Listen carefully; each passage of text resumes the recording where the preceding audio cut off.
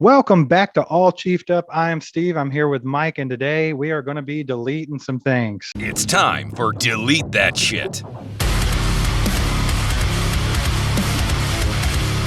All right, so first up, Tyreek Hill and his new podcast. It's the second episode, I believe.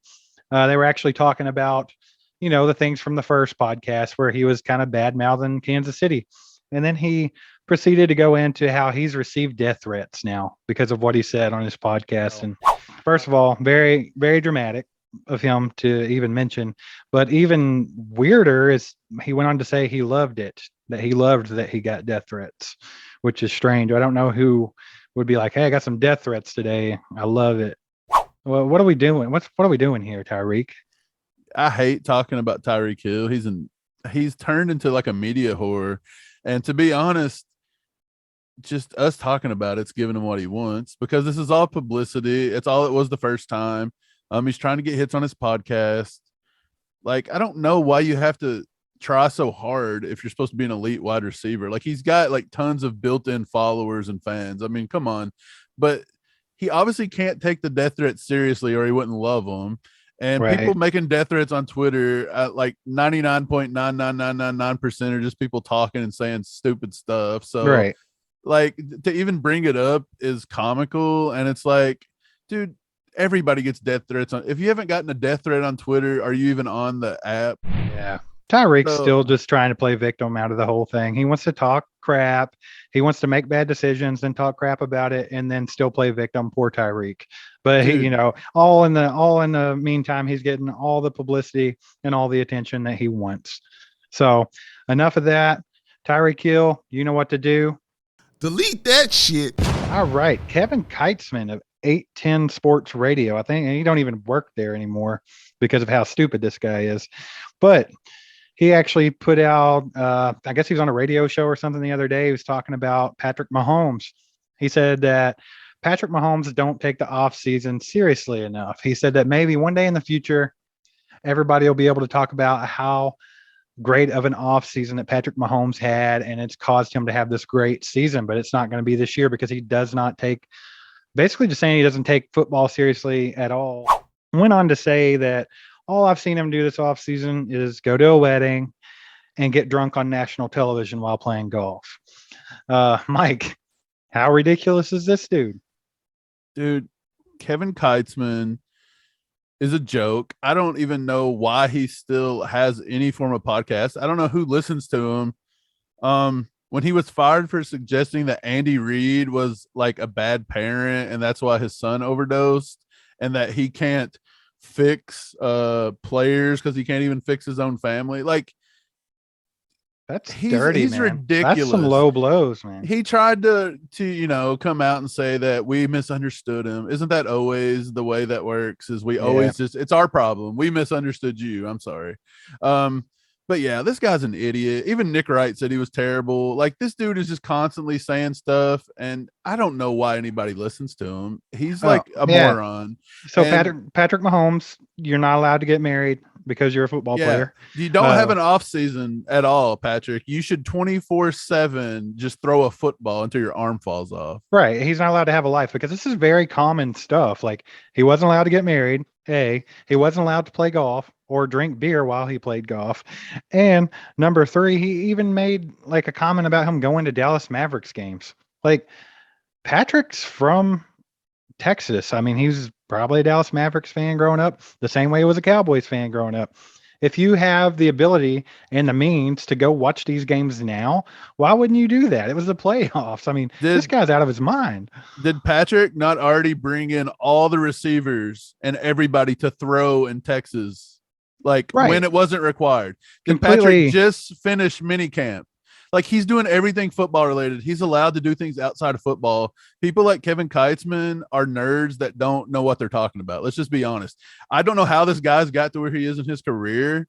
Like, I don't know. I mean, I have no idea. He sounds like he don't know anything, to be honest. So he probably got to that point in his career by saying stupid stuff, and then the next guy we're going to talk about does the same thing.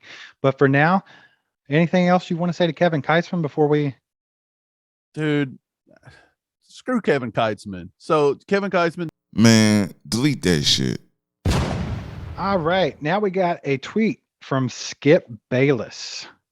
So Skip, he's kind of like Kevin Keitzman. Like I feel like, he's pretty much made a career off of saying really stupid, controversial things. And this kind of goes right along with Keitzman. Skip Bayless actually tweeted and said Patrick Mahomes coming off a career worst year and now without Tyreek Hill is still throwing no looks in practice. Really? So here's my thing. So let's just go ahead and ignore the fact that a Patrick Mahomes career worst year was still a top 3 quarterback in the NFL last season. He didn't even put that in there. No, it's just his career worst year, and now he don't have Tyreek, which means his career's over, and he's not allowed to throw no look passes in practice anymore because he's not taking things seriously. It's just stupid. What's he doing? What do you think about that, Mike? God, these Keitzman and Skip Bayless should just go hold hands and frolic on the beach together because they're in an own league of their own ignorance. Like Right.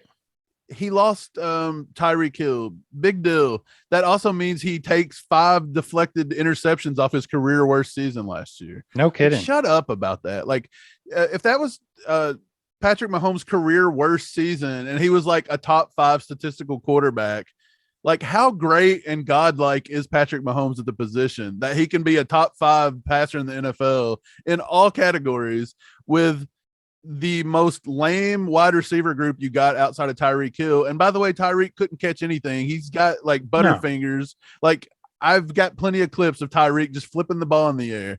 Yep. These guys are complete morons. Like Patrick Mahomes will show them this year that Patrick Mahomes is fine. Hopefully these guys catch the ball better than Tyreek Hill ever will. And I don't have a lot to say to these dudes. Like they're obviously just saying stupid stuff. Like, I don't know what to say. It's just, I think it's just trying to get people's panties in a wad. I think that's what they do. They have nothing of importance to say, so they want to say something kind of stupid to make everyone mad about it and get a little bit of attention. I feel like there's no difference between Bayless, Keitzman, and Tyreek Hill right now. They're all doing the same thing. Am I right? They just want everybody to look at them. So yeah, it's a me. Hey, look how stupid I can be today. right. So should I say something stupid today? Will that get us more subs? We're almost to 500. If I predict something really stupid, Patrick Mahomes needs to do more push-ups because his arm's looking a little weak and he can't throw the ball accurately. Yeah. And Patrick needs to quit having babies. He's having too many babies. His loins are emptied out, and has no more testosterone to give to football. That's the grossest thing I've ever heard today. You said loins. Don't say loins. The juice. the Patrick man juice is just oozing. God. All right. So Skip Bayless, dude, get on Twitter, find that tweet that you posted a couple days ago, and delete that shit. All right, going along with the rest of the guys. Why not talk about this other dude? I don't even remember his name right now, Mike. Let me scroll through here so I can even remember this dude's name. But he is a sports analyst on ESPN. Why don't I know his name? Because he says stupid things all the time. A sports analyst on ESPN. Right there, we know this is going to be dumb. Is it Emmanuel Acho? Is that his name? Yeah, maybe. Samuel Acho's brother. Yeah, either way. He's been saying dumb stuff for months. Yeah, he's kind of taking the cake with this one. So they were talking about, hey, does Patrick Mahomes have anything to prove this year? And, like normal people would probably be like, yeah, Patrick Mahomes needs to prove this year that he is still the greatest quarterback in the league without Tyreek Hill as a weapon. That's completely acceptable if someone were to say that. I wouldn't even argue with it. But this dude goes into much more depth. Yeah, he needs to prove that he's even a good quarterback because Patrick Mahomes is an NFL trust fund baby. That Patrick Mahomes has only been what he is because of where he was drafted to, who his coach is, and the players that were on his team. And then goes on to say that the trust fund baby had all these chances and still only got 1 Super Bowl ring. So he has all this to prove. Mike, what do you think about Patrick Mahomes being the NFL trust fund baby? What is he talking about? Mahomes has been the starter for 4 years. AFC Championship in every one of them, and a Super Bowl, and we lost a Super Bowl because said wide receiver couldn't get open, couldn't catch a ball. Offensive line couldn't block. Injuries pretty much killed it. Right. I mean, yeah, I guess you can say Patrick Mahomes should have won every Super Bowl and should have never lost a game in the NFL. I guess that's what Acho wants to prove, that he's the best quarterback ever. No, Like, who does that? I think what he was saying was that Patrick Mahomes, if he wasn't drafted to the Chiefs in that certain situation, that if he went somewhere else, that he would have sucked, that he wouldn't be good, that he would be Mitchell Trubisky. Is that I what he's trying to mean, say? Because that's ridiculous too. I don't know. I mean, obviously, coming to the Chiefs just because of Andy Reid is a big plus. I mean, I get it. He kind of made Alex Smith relevant. Alex Smith kind of had a decent career, but when he come to Kansas City, he looked better. Yeah. But at the same time, Patrick Mahomes is not a pushover. Like, throw Patrick Mahomes on Miami's roster instead of Tua this year. They're fine. Put him on Dallas's roster, and Dallas might finally win a playoff game for once since 1940. And then who knows? But Mahomes is a top quarterback. Like, this guy's just stupid. Like, I don't know what to say about it. My thing is, how do you fault a guy for going into a decent situation? Okay, so when the Chiefs moved up and drafted him, what was he supposed to do? Be like, wait a second. If I go to the Chiefs, I'm going to be with Andy Reid, and Alex Smith is going to help, mentor me for a year. And then I'm going to have Travis Kelce and Tyreek Hill. So no, I don't need to go this route because that's too easy. I'm going to pull Eli Manning and I'm going to sit here and cry about it until someone trades me to the Bears. Like, is that what he was supposed to do? No, So, he goes to where the cards fell, and he does, a great job of taking over and doing what he does, man. You cannot take that away from him just because of the situation he was in. okay, arguably the greatest quarterback of all time, if not top three, definitely in every situation, every conversation. Joe Montana. If he don't get drafted by the 49ers and don't have Jerry Rice, does he win anything? Because he come to Kansas City and didn't win a Super Bowl. So are you going to throw him in the same category? Man, Like, this guy, these are just dumb. These it's are just dumb somebody looking for some comparisons. attention again. He wants to say something stupid so he can be the Skip Bayless or the Kevin Keitzman or the Tyreek Hill. I mean, these guys all go together. Man, I Uh, don't listen to Acho. I don't watch ESPN. They're all so mental. yeah, they are all stupid. So, Acho, I would ask you just go to ESPN, see if they can pull that footage up of you talking all that stupid trash, and get down on your hands and knees and beg them to Delete that shit. All right. And Ndamukong Suh. So, Mike, we've talked about, hey, Brett Veach, why don't you go out and grab Ndamukong Suh on a 1 year and put him in there with Chris Jones so we have somebody else at defensive tackle. Put some pressure up the middle there. Make Chris Jones better than he already is. Give him that chance to hit that next level, to nip the heels of Aaron Donald and get to like a different stratosphere than he's been in. Get somebody good in there with him. Take away some of these double teams. Get him some help. Let him eat. We've talked about all that. But Ndamukong Suh, he decided to get on Twitter the other day and he quoted a tweet where someone was talking about his last interview and how he said that, pretty much it's over with the Bucks. So he's not going back to the Bucks. He quoted that tweet, and then at the top of it, he wrote, "The Raiders could be fun." Man, come on, Suh. Like, we're over here like, hey, Brett Veach, get this guy into this winning, lovely organization of the Kansas City Chiefs and help out Chris Jones and be in a good situation and get you another ring there, Suh. But now you want to talk about how fun it could be to play with the Raiders? That's Like, only because I think that nobody's really going after Ndamukong Suh, and maybe the Raiders have shown a little bit of interest, so he's trying to make it look like he's super interested. trying to get a bite. That's it. Like, we're not going to sign Suh. He's too old. Like, it's already came and gone at that point. So I don't think nobody wants to sign him. And so I feel like with the Raiders, yeah, it probably would be fun to go play with the Raiders if you were 40 years old. I mean, you kind of get to start off the season hot for like 8 weeks. You get all the media attention, then you collapse and you get a longer off season. Right. And you fit right in. Like, if you want to play dirty and, act like an idiot like Suh tends to do sometimes, he fits right into the mold there. Let's be honest. The Raiders ain't winning nothing. They're not even going to win the division. They're comfortable. They're fighting with the Denver Broncos for third. Let's just be honest. And they're not going to be in the playoffs. They're just not doing it. No, so, absolutely yeah. not. If you want to have a long off season and more vacation time, yeah, Raiders sound fun. Maybe that's what he's going for. He's like, I'm older. I don't want to play as long. like maybe one more, season where I don't have to go to the playoffs. Yeah. Like maybe that's what he's going for. But no, but I think, you know, to me, if I was in Dominican Sue, I'd feel like something like the Chiefs would be the perfect situation because you know that you could bring something that they don't have. You're on a team that's contending for the Super Bowl year in, year out. And you're only gonna, sign a 1 year anyway. You're close to retirement. Just go out there and chase you another ring. If you couldn't do it at Tampa Bay, it wasn't working out, then go do it at Kansas City. But I mean, this dude, he's talking Well, about the Raiders. So because Veach not offered him anything. no, probably not. But So he knows that's a pipe dream. So the Raiders are the only one that would be dumb enough to offer him. So there you go.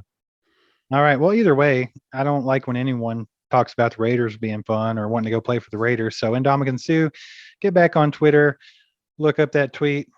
And Delete that shit. all right, I got one more here.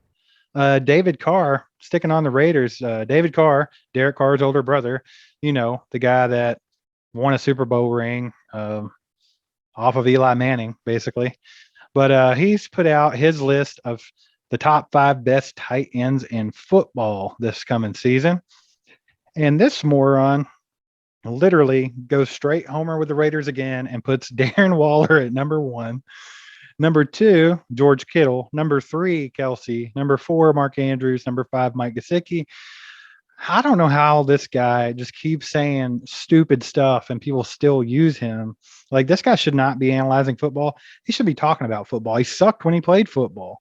Why is he allowed to just go in and, be the biggest Raiders homer ever because his brother is over there? I don't know. He's obviously an idiot. Kelsey, the best tight end in football. Yeah. Yes. It's that without simple. a doubt. Without a doubt. Is he the youngest guy? No. If you're going to say, okay, if this projection is over the next 10 years, who's going to be the best? Maybe Waller is up there. I don't know. But if you look at it right now, it's not Waller. I'm sorry. Waller is number I'll say Waller's 2. I'll still put Waller above. I put Waller above Kittle. No. No. I think he's a little more athletic. I think George Kittle and Mark Andrews are both better than Darren Waller as of right now. I mean, they're putting out more. Darren Waller, first of all, he stays hurt all the time. He's, got brittle bones or whatever. But I'm not taking away Darren Waller's potential. The dude is an athletic freak. He offers a lot, but I just don't even know how you put him, in the top 3, to be honest, because I think that Mark Andrews is doing better than Waller at the moment. Now, all these Ravens fans who are coming out saying Mark Andrews is easily the best tight end in football right now, and he just don't have the big name like Travis Kelsey and George Kittle. They're full of crap too, because he had one good year. He had maybe 2, but last year he was up there. He had a really great year last year. Calm your tits, hold your horses. He's not better than Travis Kelsey or George Kittle yet. Well, I mean, Kelsey gets a lot of targets, but come on. When your quarterback's Lamar Jackson, they're either running the ball or they're throwing to, he's dumping down Mark somewhere. Andrews. Yeah. He's gonna go to his big target. And the thing about it is, of course, David Carr goes on to cite, well, Darren Waller and George Kittle are better blockers. They're better blockers than Travis Kelsey. Travis Kelsey gets such a bad rap. He's not a bad run blocker. Is he as good as Kittle? No, but it's not so much of a gap that you wouldn't even put them in the same sentence. And the same with Darren Waller. I don't think Darren Waller is a very good blocker, to be honest. He's more of a Travis Kelsey type player where he's going to be out there being athletic, getting open, making plays. So I don't even know what the heck he's trying to go with that. I'm so tired of hearing Kelsey don't block stupid, whatever that people talk about. It makes no sense. It's stupid. Travis Kelsey has consistency. Exactly. Just jerking it.